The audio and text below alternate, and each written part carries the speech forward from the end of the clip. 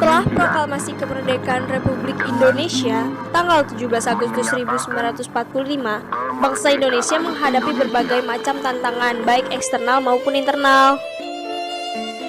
Di antara tantangan tersebut adalah terjadinya berbagai pertempuran, yaitu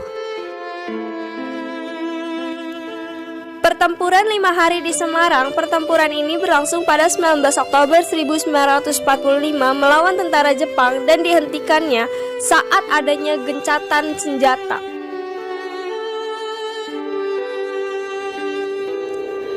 Pertempuran Surabaya 9 November, Inggris mengultimatum agar rakyat Surabaya menyerahkan senjata.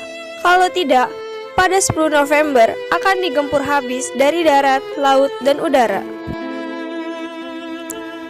Pertempuran Ambarawa bermula pada 20 Oktober 1945, tentara sekutu dan menuju Magelang untuk membebaskan tawanan Nica Belanda.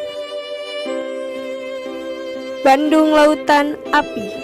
Peristiwa yang terjadi pada 23 Maret 1946, para penduduk Bandung membakar rumah mereka sebelum meninggalkan dan mengungsi ke daerah selatan Bandung. Tak kurang dari 200.000 rumah dibakar. Juga pertempuran Medan Area. Sekutu mendarat di Medan pada 9 Oktober yang dipimpin oleh Brigadir Jenderal T.E.D. Kelly yang dibonceng oleh Nica.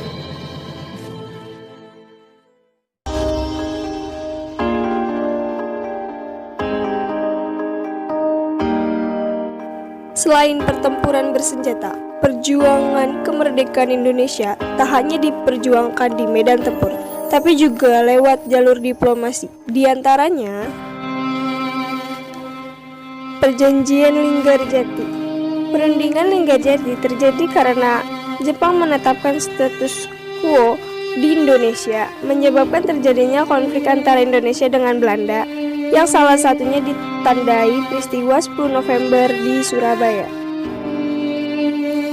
Perundingan Reville. Perjanjian Reville yaitu perjanjian antara Indonesia dan Belanda yang ditangani oleh Amerika Serikat. Perjanjian Reville disahkan pada 17 Januari 1948. Perjanjian Reville dilaksanakan atas usulan Dewan PBB dan Komisi 3 negara. Perjanjian Rhine-Rhine. Perundingan Rhine-Rhine awalnya dia terbelakangi oleh terjadinya serangan dari Belanda kepada Indonesia. Setelah proklamasi kemerdekaan, Belanda melakukan serangan ke Yogyakarta serta serangan agresi militer Belanda II. Konferensi Meja Bundar, sebuah pertemuan yang dilaksanakan di Den Haag, Belanda dari 23 Agustus hingga 2 November 1949 antara perwakilan Republik Indonesia, Belanda, dan BFO yang mewakili berbagai negara yang diciptakan Belanda di Kepulauan Indonesia. Vanaf in Den Haag begint de rondetafelconferentie. Minister-president Drees opent de plechtige bijeenkomst met een reden waarin hij onder andere zegt: wanneer de conferentie leidt tot bevredigende overeenstemming, gevolgd door praktische verwerkelijking van de gestelde doeleinden, dan wordt de deur geopend naar een onafhankelijk en soeverein Indonesisch volksbestaan en naar een samengaan van beide volkeren op de basis van vrijheid en vriendschap. Vast staat dat hoe de conferentie zich ook ontwikkelt, zij van ingrijpende historische betekenis zal zijn voor het leven van de volkeren van Indonesië en Nederland.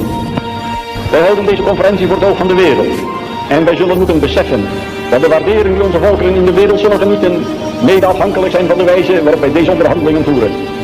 Onder het uitspreken van de wens dat deze conferentie mogen strekken tot eer en tot zegen voor Indonesië en Nederland en het uitgangspunt mogen blijken van een nieuwe ontwikkeling waarin op het verbreken der oude verhoudingen een vrije en voor beide volkeren een vruchtbare samenwerking mogen volgen, verklaar ik thans de rondetafelconferentie geopend.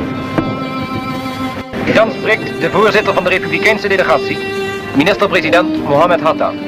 4 tahun lamanya rakyat kita timbal balik hidup dalam persengketaan dengan merasa dendam dalam hati.